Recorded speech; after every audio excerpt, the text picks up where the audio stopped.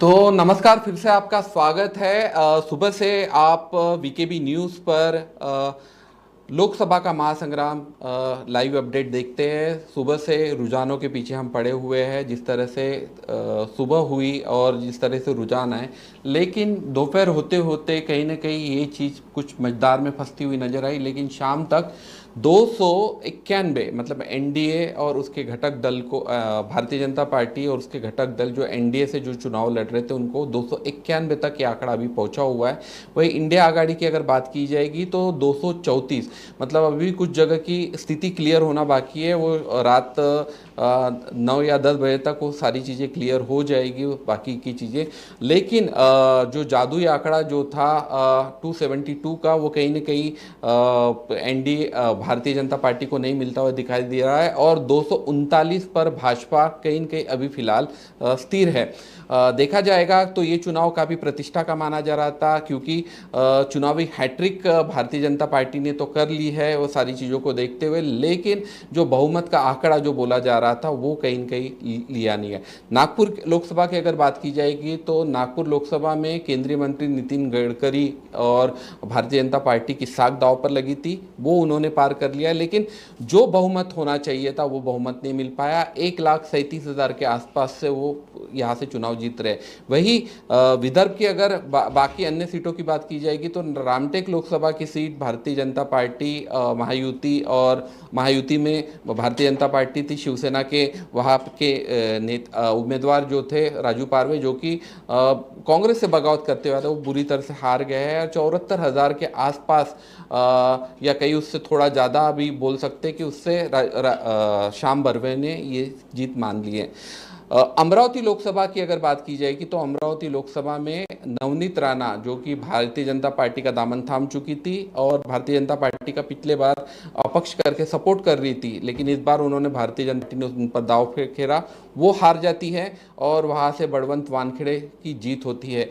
वही वर्धा की अगर बात की जाएगी तो वर्धा में जो कि महायुति के जो उम्मीदवार थे, वहाँ के रनिंग कैंडिडेट जो थे रामदास तड़स, वो हार जाते हैं। और अमर काड़े, जो कि कांग्रेस से ना लड़ते हुए वो उन्होंने एनसीपी से चुनाव लड़ा, और शरद पवार ने वहाँ पे जो गेम चेंजर करके जिस तरह से चुनाव में सक्रिय भूमिका दिखाई, उसमें भारतीय जनता पार्टी को करारी हार का सामना करना पड़ता है।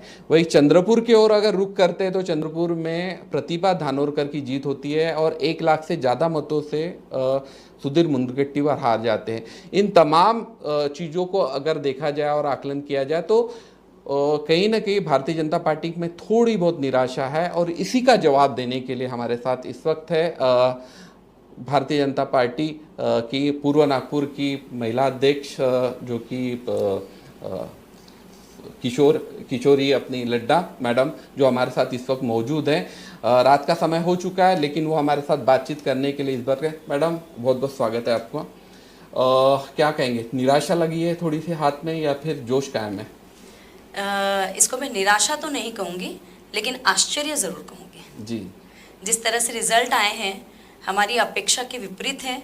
और मेरे ख्याल से मैं ही नहीं, जनता भी जो देख रही है वो भी काफ़ी आश्चर्य में है कि इतना अच्छा 10 साल का प्रदर्शन, जिसमें एक भी करप्शन के चार्जेस हम पे नहीं हैं, इतना अच्छा काम मोदी सरकार कर रही है, उसके बावजूद भी जो हमारी अपेक्षा थी उस अपेक्षा के अनुरूप वो रिजल्ट नहीं आए। इसके लिए मेरे ख्याल से सभी अचंभित है। चिंतन अगर करना पड़े तो किस बात का चिंतन करेगी भारतीय जनता पार्टी? क्योंकि समीक्षा तो होनी चाहिए वो सारी चीज़ों को देखते हुए, लेकिन जब सुबह से जिस तरह से एग्जिट पोल के जो नतीजे आए थे वो पूरे आपके शायद विपरीत गए हुए हैं। और 400 पार जिस तरह से बोला जा रहा था कि एक तरह से, और कई तरह के सवाल भी विपक्ष ने इस पर खड़े कर दिए थे, तो किस तरह से चिंतन करने वाले इन सारी चीज़ों को देखते हुए? क्योंकि नितिन गडकरी जी की भी जो जीत है, जो कहा जा रहा था कि 5 लाख वोटों से वो जीतेंगे, लेकिन जिस तरह से हमारे जो हमारा जो अनुमान रहा था उस वक्त की 5 लाख तो नहीं, 2.5 लाख के आसपास करीब नितिन जी को जीत मिल जाए, लेकिन उससे भी कम हुआ, 1,37,000 पर अटक गया। किस तरह से चिंतन करने वाले? माननीय नितिन जी गडकरी, मैं अपने कई इंटरव्यूज़ में और अपने कई भाषणों में कहती हूँ, वो एक व्यक्ति ऐसे हैं जिन्होंने पूरे देश को ही एक अलग पहचान दी है, केवल नागपुर को ही नहीं। तो उनके लिए अगर हम सोचें तो नागपुर में उनकी लीड 5 लाख नहीं, उससे ज़्यादा ही होनी थी। लेकिन जैसे कि मैं अभी पहले भी कह चुकी हूँ आपको कि हमको ये सोचना पड़ेगा कि इतना काम करने के बाद भी अगर आज जनता का रुख थोड़ा सा बदला है तो उस बदलाव का क्या कारण है। एंड आई एम कॉन्फिडेंट कि इस इलेक्शन के रुझान मतलब नतीजों के बाद में हमारी जो पार्टी है वो इस पे मंथन करेगी और आते हुए जो इलेक्शंस रहेंगे विधानसभा में उसमें आपका इसको बिल्कुल रिजल्ट भी मिलेगा। कहाँ गलती हो गई मैडम अगर देखा जाएगा, क्योंकि आप सक्रिय कार्यकर्ता है, आप युवा, आप तेज तर्रार कार्यकर्ता है, कहाँ गलती हो गई ऐसा लगता है सारी चीज़ों को देखते हुए?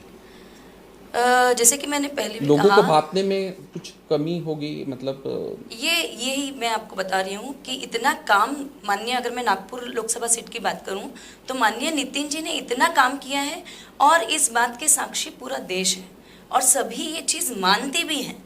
लेकिन इतना सब कुछ होने के बाद में आज अगर हमारी अपेक्षा के अनुरूप रिजल्ट नहीं आए हैं तो वो तो हमको इलेक्शन के बाद में जब हम बैठेंगे और इस पे चिंतन करेंगे तभी हमको समझ आएगा कि आखिर पब्लिक और हमारे बीच में कहाँ थोड़ा सा वो गैप रह गया, उसका कारण क्या रहा। बिदर की सीट की अगर बात की जाएगी तो नागपुर में थोड़ी खुशी रही आपके लिए, बाकी पूरा गम ही गम रहा। कोला और बाकी गोंदिया की अगर बात की जाएगी तो वहाँ पे खुशी आ रही, लेकिन बाकी जगह में भारतीय जनता पार्टी वहाँ तक नहीं पहुँच पाई जहाँ तक पहुँचना चाहिए था। इस तरह की हार को किस तरह से देखते हैं और किस तरह से आगे जाएंगे अभी?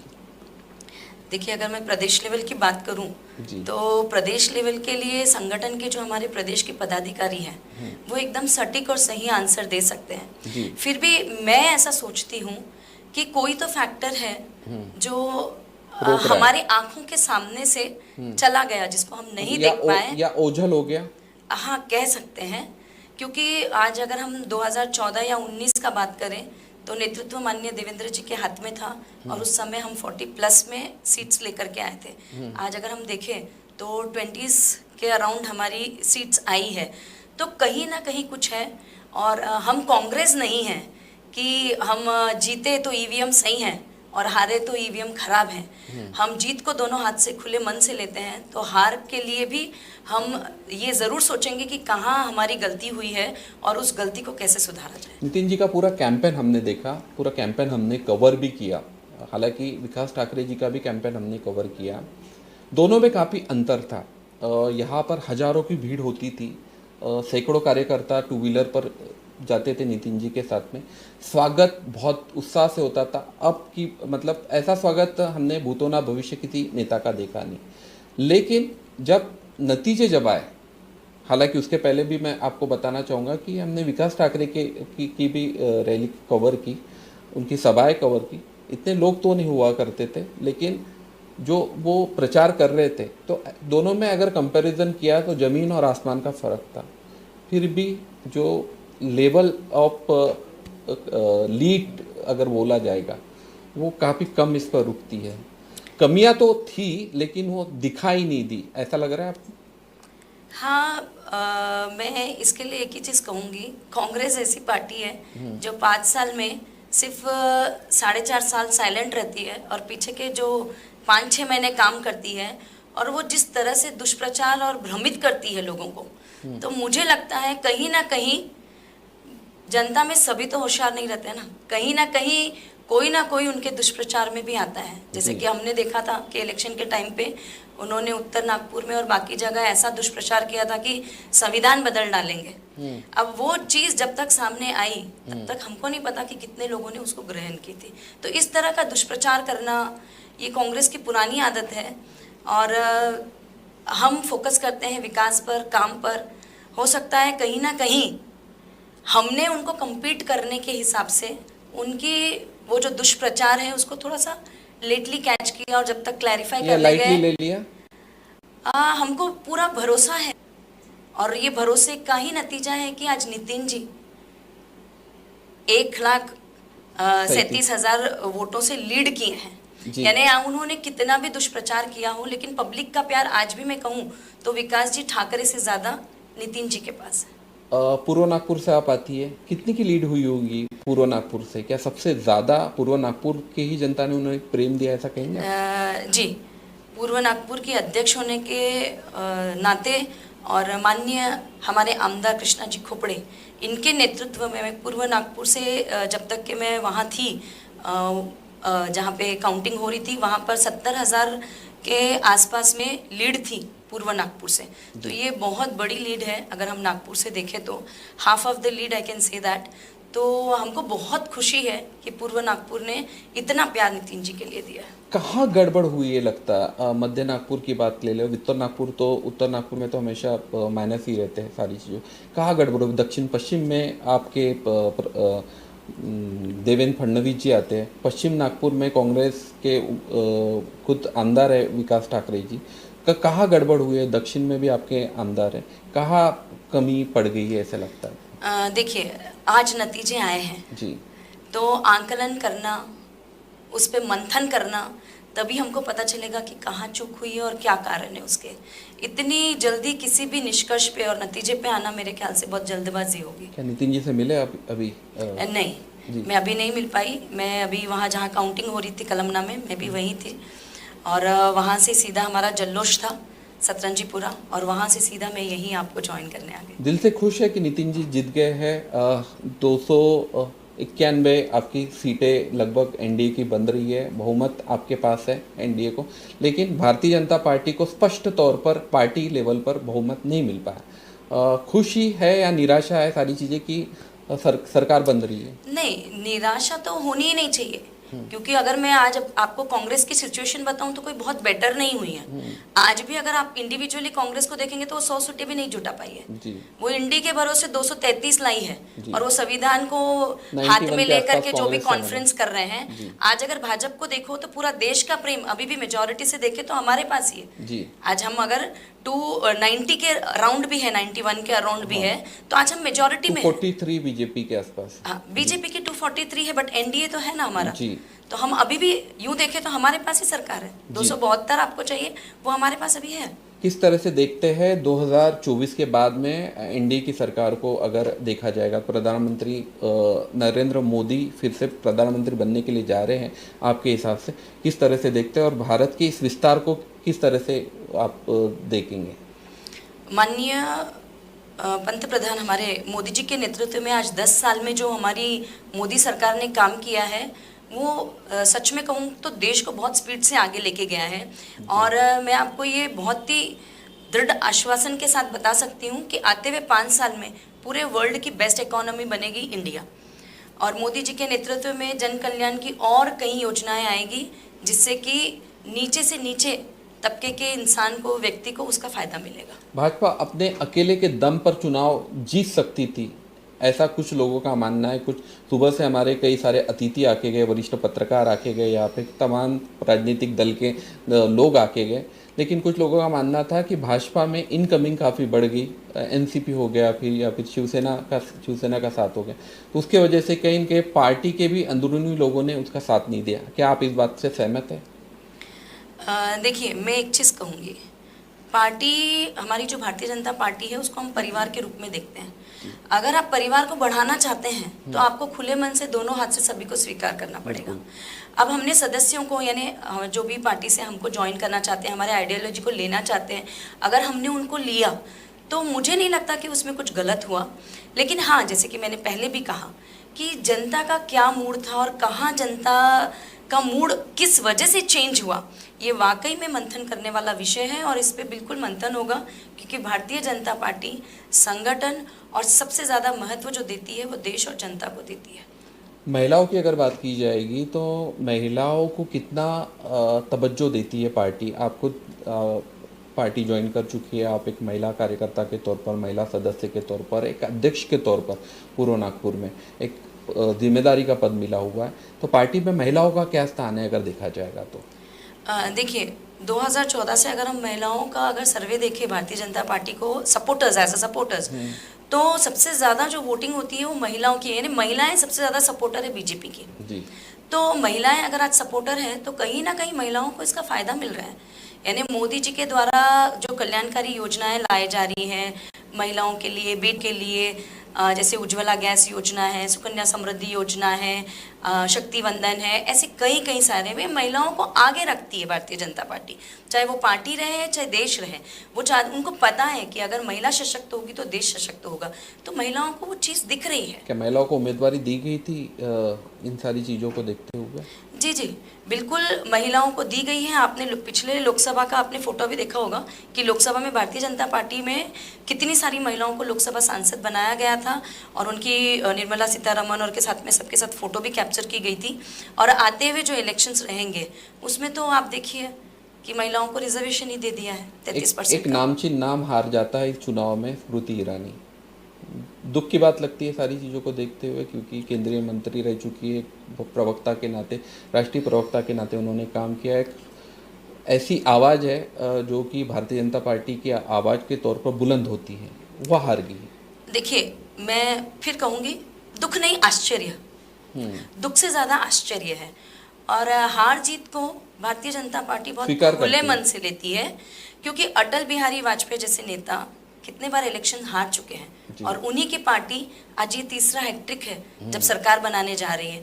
तो हम चीज़ों से सीखने में बिलीव करते हैं, ना कि चीज़ों का ब्लेम दूसरों पे डालने में बिलीव करते हैं। तो स्मृति जी भी जिस हिसाब से उनका प्रदर्शन रहा है या जो भी है, मैं श्योर हूँ कि वो उन पे वर्कआउट करेगी और पता करेगी कहाँ क्या चीज़ का कमी रहा, या यूँ कहूँ कि ऑपोजिशन ने किस चीज़ का फ़ायदा लिया। ये सब हम चीज़ें देखने वाले हैं इलेक्शन के बाद में, जो 2-4-5 दिन के बाद में, तो उसमें हम ज़रूर इसका मंथन करेंगे और इस पे काम करेंगे। 6 महीने बाद विधानसभा चुनाव है राज्य में। किस तरह से अभी से तैयारी करने वाले हैं, या कोई आदेश आया हुआ है सारी चीज़ें, या फिर आने वाले दिनों में आदेश आ सकते हैं? नहीं, ऑफ कोर्स अगर थोड़ा सा किसी भी बच्चे का भी अगर रिपोर्ट कार्ड एग्ज़ाम में कम ज़्यादा आता है तो डबल मेहनत करता है वो जी, उस टारगेट को अचीव करने के लिए। सेम हमारे साथ है जी। आज अगर हम कहीं थोड़े से पिछड़े हैं, बोलते हैं ना, शेर 2 कदम पीछे लेता है जी लंबी छलांग के लिए, तो वही हमारे साथ भी होगा। नितिन जी से मिलने वाले हैं, क्या कहेंगे? जी बिल्कुल, अभिनंदन करूंगी उनका तहे दिल से। और मैं तो मतलब बहुत खुश हूँ कि नितिन जी फिर से तीसरी बार उन्होंने हैट्रिक की है और वो नागपुर लोकसभा से सांसद बनने जा रहे हैं। हमारी खुशी का तो कोई ठिकाना नहीं। थोड़ी कसक थी, विकास ठाकरे मैदान में खड़े हुए हैं, लीड कहीं ना कहीं मायने रखेगी, लीड ज़्यादा होनी चाहिए लेकिन लीड कम आ गई, थोड़ी कसक रहेगी। मैंने कहा ना, ये कसक के साथ साथ एक आश्चर्य की बात है एक आम इंसान के लिए कि इतना अच्छा देश भर के लिए जिसने काम किया, उसको अगर वोट देने में कंजूसी कहीं हुई है तो सच में ये आश्चर्य की बात है।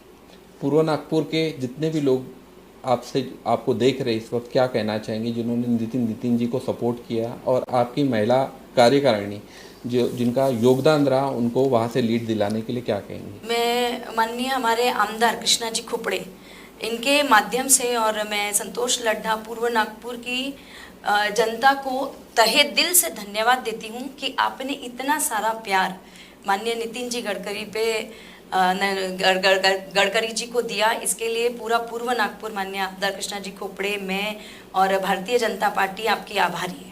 नितिन जी की जीत के लिए आपको बहुत बहुत शुभकामनाएं। उम्मीद करते हैं कि उसके अनुरूप ही भारतीय जनता पार्टी एनडीए के साथ मिलकर जो सत्ता में जाए और फिर से देश की प्रगति करे। आपको बहुत बहुत शुभकामनाएं। बात हो रही थी संतोष लड्ढा से, जो कि पूर्व नागपुर की महिला भारतीय जनता पार्टी की महिला अध्यक्ष है। जिस तरह से उन्होंने इस चुनाव में सक्रिय भूमिका निभाई और वो काबिल तारीफ थी। हमने समय समय पर देखा, समय समय पर उनके इंटरव्यू भी प्रकाशित किए। जिस तरह से नितिन जी गडकरी को जो लीड मिली हुई है वो हमारे मुताबिक और भी ज़्यादा हो सकती थी, लेकिन विकास ठाकरे जो रोड़ा बने हुए थे उसके कारण वो लीड जो कम पड़ी। विदर्भ में थोड़ी सी निराशा है, लेकिन वो इससे निराशा नहीं मानती, उसे आश्चर्य मानती है। वो इस पर मंथन करके आने वाले विधानसभा चुनाव में जिस तरह से पार्टी और जिस तरह से पार्टी की रणनीति रहेगी उससे आगे जाकर वो चुनाव लड़ना चाहती है और देखना चाहती है कि आने वाले दिनों में जनता की किन बातों पर वो खरे नहीं उतरे। तो विदर्भ की बात में वीकेबी न्यूज़ पर दिन भर से सिलसिला इसी तरह से जारी है। आप ग्राफिक्स के माध्यम से देख रहे हैं कि किस तरह से कौन आगे है, कौन पीछे है, किस तरह से लोग जीत रहे हैं, लेकिन कुछ सीटों पर अभी भी स्थितियाँ स्पष्ट नहीं है। तो बने रहिए वीकेबी न्यूज़ के साथ, आप देखते रहिए वीकेबी न्यूज़।